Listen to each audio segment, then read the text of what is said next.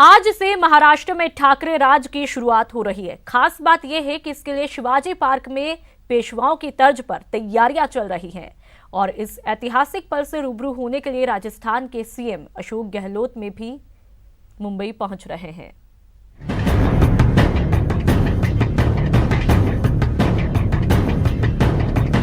महाराष्ट्र की सियासत में आज से ठाकरे राज की शुरुआत हो रही है। इस शुरुआत के लिए सियासत की बिसात पर शय और मार्ग का लंबा खेल चला है। इस खेल में कई बार किंग और किंग मेकर के चेहरे बदले, लेकिन हर कोई जानता है कि महाराष्ट्र के इस खेल की आखिरी बाजी कांग्रेस के पास थी और उसी की हामी की वजह से शिवाजी पार्क में उद्धव ठाकरे के लिए पेशवाओं की तर्ज पर शनिवार वाड़ा जैसा मंच बनाया गया है।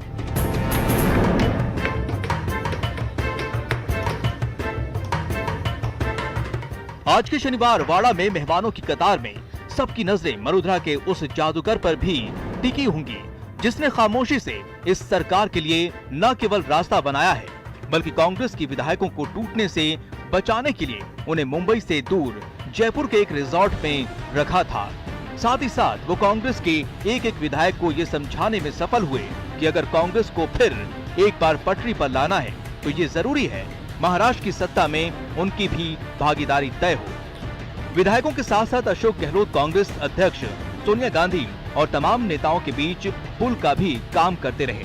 साथ ही साथ बीच बीच में बीजेपी पर भी हमला बोलते रहे। एक बार को जो देवेंद्र फडणवीस ने सीएम पद की शपथ लेकर सबको चौंका दिया था, तब भी उन्होंने कोशिश नहीं छोड़ी और उन्हीं कोशिशों का नतीजा है कि शनिवार वाड़ा की ये तस्वीरें आज मुकम्मल हो रही है। उद्धव ठाकरे को सीएम की कुर्सी तक पहुंचाने में जितना योगदान शरद पवार की राजनीति का है, उतनी ही भूमिका अशोक गहलोत की भी है, क्योंकि उन्होंने शरद पवार की तरह कभी हार नहीं मानी और जीत पर ट्वीट किया। ये उन सभी के लिए सबक है जो लोकतांत्रिक मूल्यों को तोड़ मरोड़ कर अपना वर्चस्व कायम करना चाहते हैं।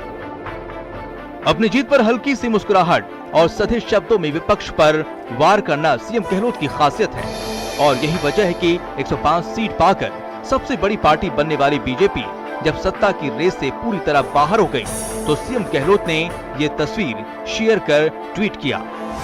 कांग्रेस मुक्त भारत की बात करने वालों के लिए ये तस्वीर आईने की तरह है। जनता लगातार स्पष्ट संदेश दे रही है, विभाजनकारी और नकारात्मक सोच को नकार रही है। इस देश में तमाम विचारधाराएं हैं, लड़ाई व्यक्तिगत नहीं विचारधारा की होनी चाहिए। अपनी इसी सोच की वजह से सीएम गहलोत ने बीजेपी के विजय रथ को राजस्थान में रोका था और अब महाराष्ट्र में सरकार बनाने से रोका है। अब देखना यह है कि कांग्रेस के इस जादूगर के पिटारे से आगे क्या कुछ निकलता है। Bureau report, news 18 network.